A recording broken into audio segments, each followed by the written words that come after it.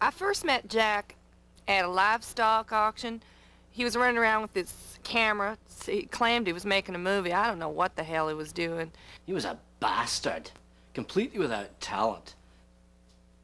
One of the greatest unknown artists that this country has ever produced.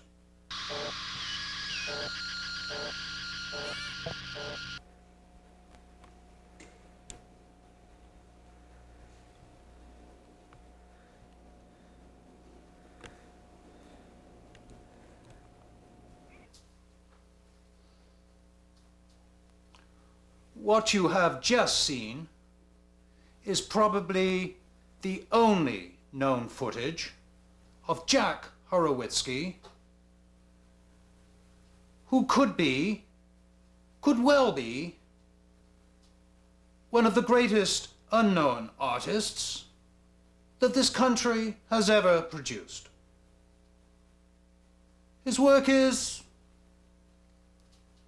visionary, far beyond its time, which is why he is so appreciated by today's young filmmakers. But isn't it very sloppy and poorly produced? Well, you could say that, but its sloppiness is part of its unique quality. It gives the film a certain vitality, or paradoxically morbidity. So, you ask me of Jack. God, it's a long time ago now, over 50 years. And only a short span in time, really, I knew him. His youth and his exit from Wales. Black Jack, I knew Jack as.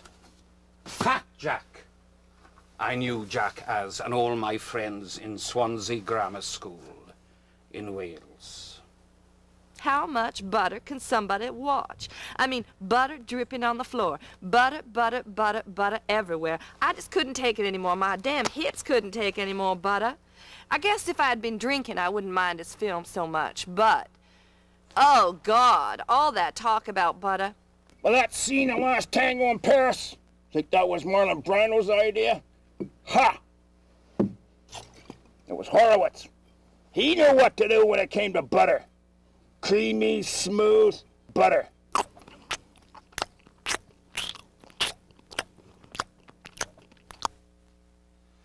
There's a tendency, a great tendency, to mistake innovation in Jack's filmmaking for a lack of filmmaking proficiency and inadequacy and incompetence. In reality, this seemingly inept ability is actually the foundation of his incredibly experimental and uniquely perceptive cinematographic style. Quite frankly, I thought they sucked. Didn't know a frame for a fart. Have you heard the term idiot savant? Well, that was what Jack was like, except without the savant part. I knew him in Paris. I was friends with Samuel Beckett at the time. We were in a cafe. Samuel had a script with him he wanted to show to Jack. Hoped that Jack might direct it. It was a Western, as I recall, a musical, all singing, all dancing, that sort of thing, cowboys and Indians. But we were there all day, and Jack never turned up. We waited and waited, and Jack never arrived. It was typical of the bloody man. Of course, it gave Samuel an idea for a play, he said. Samuel Beckett, that was another bastard. Isn't a lot of his what you call spontaneity due to the fact that he had to rent his editing machines and therefore had limited access to them? What exactly do you mean?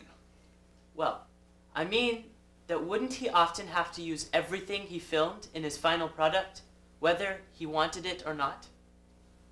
Well, no, I'm pretty sure it's all intentional. Pretty sure.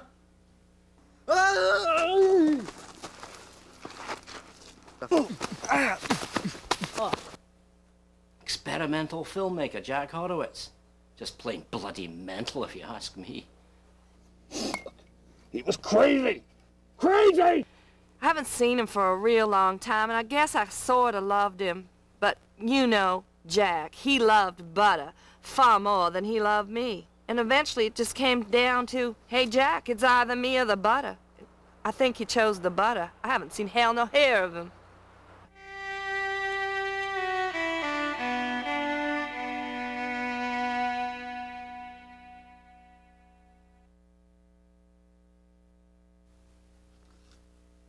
Many people feel my work is too quick, too sloppy, too fast, too buttery.